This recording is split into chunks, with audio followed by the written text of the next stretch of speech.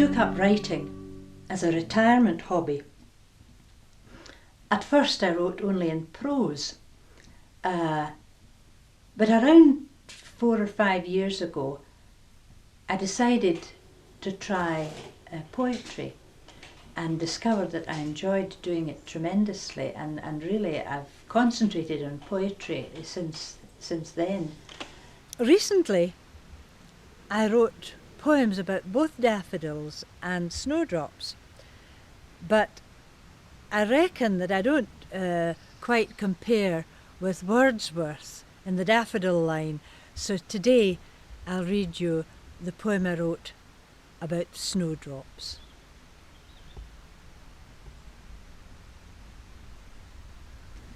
A glacier of flowers is drifting down the drive at the Conveth.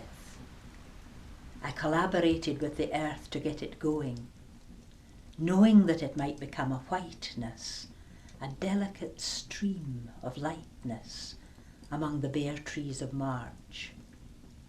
From a paltry planting at the hill's crown, the springlet of snow spilled over, feeling its way down, imperceptibly moving, frothing and creaming and creeping, reaching out pale petalled fingers over the brownness of the ground, sliding around the wine-satined bark of the wild cherry gean, slipping its tendrils between the beech and the rowan and the larch.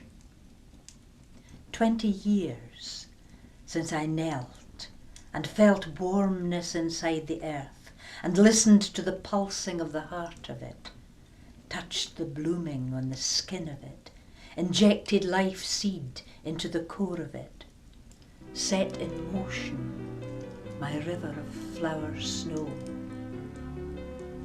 It's growing and growing, flowing past my time.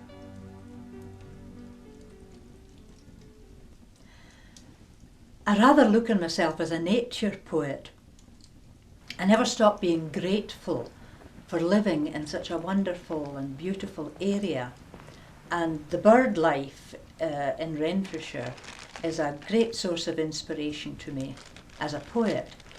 I've written all sorts of poems about buzzards and curlews and kestrels and wrens and skylarks.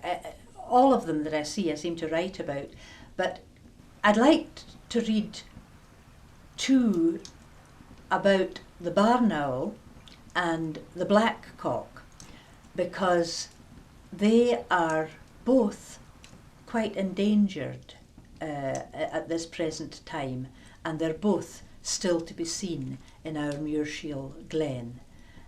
I look on the poem about the barn owl as my white poem, and the poem about the blackcock as my black poem. So here they are. Barn owl. She glides in silent flight on silver wings, lady of moon shimmerings, white, a glimmer with pearl light, her veils of chiffon grey trailing the hedgerows of receding day. Indeterminate wraith, wisp of a whisper, hiding in purple shade, huntress flying fast, sliding down moonbeam shafts to plunge in the pools of dark. Silver voles shiver and dart for their black holes as the lady in white quivers above them on the airs of night. Phosphorescent ghost, quiet as a dream, floating and drifting on hedge moon glistered to a rippled stream. Come dawn, she lays herself to rest on morning's arm, and is borne softly to the cavern of our Conveth barn. Sleep quiet, princess of the night. We hold our breaths and watch for you with hushed delight.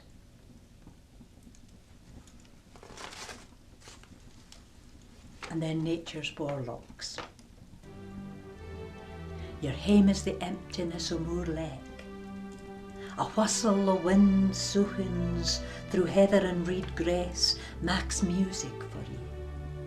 Haunting airs that gar ye dance your stately rondo, dance of the black cock lords to the black cock gods. Your nature's warlocks, dark and secret as the old day fairy folk. Your all primeval force and magical shadow melt. Your mystery, you're the black Celt.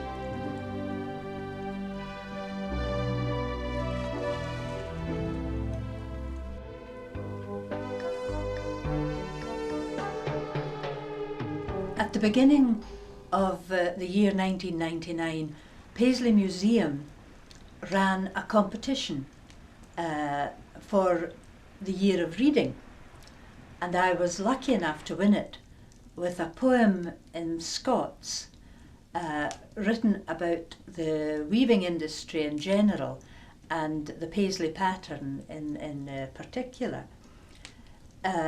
This poem was printed in postcard form, and the postcards were left lying in various Renfrewshire libraries and museums for people just to pick up and read. And something rather exciting happened.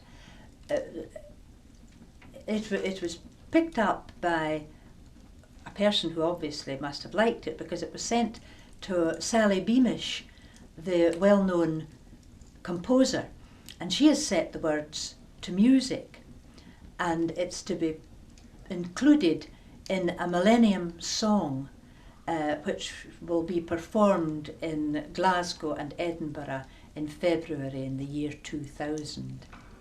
The poem's called Cramasie Threid, or Crimson Thread if you prefer it in English. Tak a teardrop frae a Himalayan pool, stap it fu o intertwining fronds o fern, and totty floors, and dots o dew, all glinted with the bright day glow o Cramasie and rose and indigo. The story Threid comes streeching frae the mountains o Kashmir, until the Paisley bloodstream like a vein flowing with Cramasie as rich as isle or rose, to print the jewel tear on the Paisley heart. Set up your loom with harp-string thread, tune your warp and weave your weaver sands. Waft in Abdallah for the Indias, sing o Victoria, or wrap it woon in silks and softest wool. Let the shuttle go, fleeing back and for it like a weaver bird to the nest, making its music with Cramasie and indigo and rose for the Paisley jewel.